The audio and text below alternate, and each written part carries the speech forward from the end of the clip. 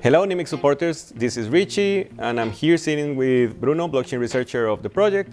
And I wanted to discuss a little bit with him about something that we've been working on for the transition to proof of stake, which is the trust score for staking pools. I've seen in other projects when I'm going to stake that there's several metrics that allows me to choose which one is maybe the staking pool that I want to use. Like, I don't know, for example, when the staking pool gives the payouts, or which is the percentage of reward that they want to give to you, because that is some things that maybe the pool can choose. But we are taking a different approach, combining everything into one single metric, right? For the user to be like, for it to be easier to understand for the user. So when you were working on this single number, what kind of like things you took in consideration?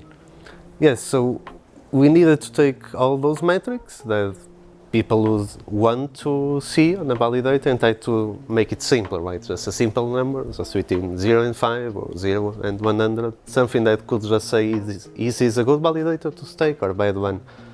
And we ended up choosing only 3 factors, right, for this, because first we needed to be something that is verifiable, right?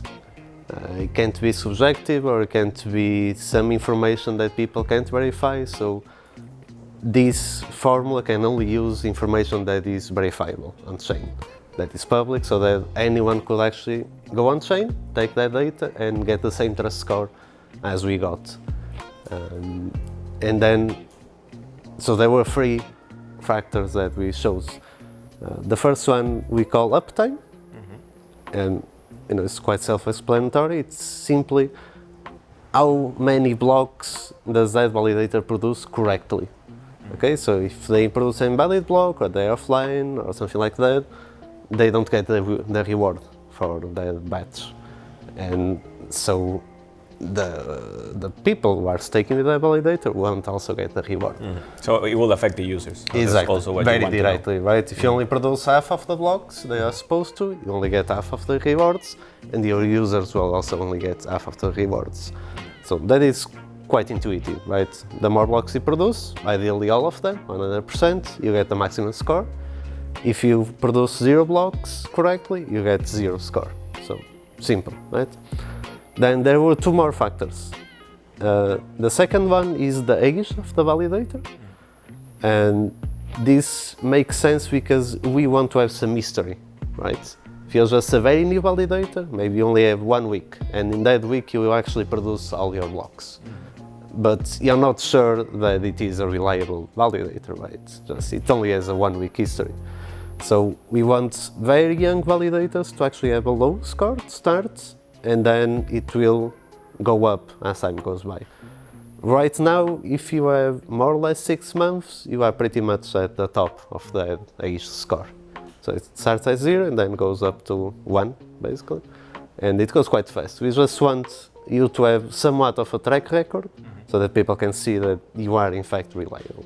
And I understand for this one we are also taking in consideration the time that the validator, or if the validator was part of the testnet, for example.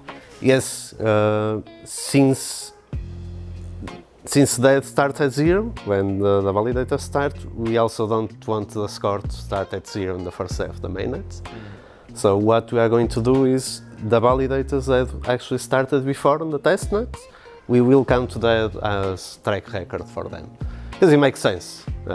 For them to actually be validators from the first block in the mainnet, we will require them to do the same in the testnet for a while. And so we will actually give them that advantage. You will start on the mainnet with a bit of an extra score.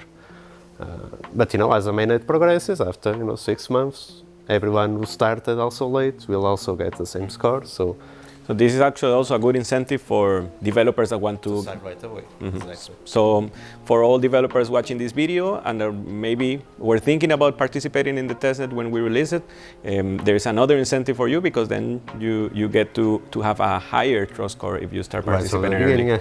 If you start in the testnet, then you will get a decent age score right from the beginning. If you only start as a validator on the second block, basically, you will have to start at 0, like everyone else, because you don't have a track record before. So it is a bit of a bonus to keep early validators, basically. It is temporary though. Yeah. So It is just an early bonus. Yeah, because time goes Exactly, by. And then exactly. And it's not fair that after 2-3 years, those validators will still get a bonus. So it is a temporary one.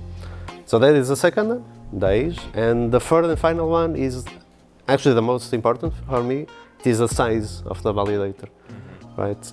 Because we don't want validators to have more than 1/3 of the total stake that is being. So you measure size in terms of the amount of funds that are Exactly, being staked. yes, because that is what actually matters to us on the security of the blockchain.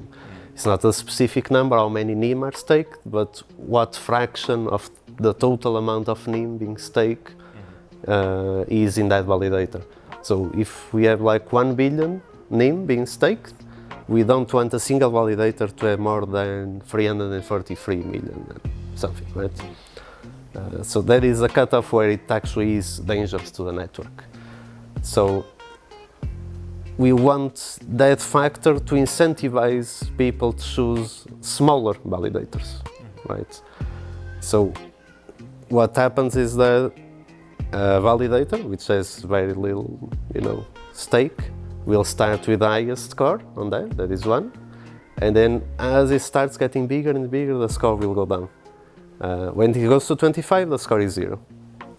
Okay, so you will go to the bottom of the rankings. Because at 25, we do consider that it is actually dangerous to that validator continue to grow. People are still free to join any validator anytime, of course. So the trust score is just an indicator of what we recommend people to do.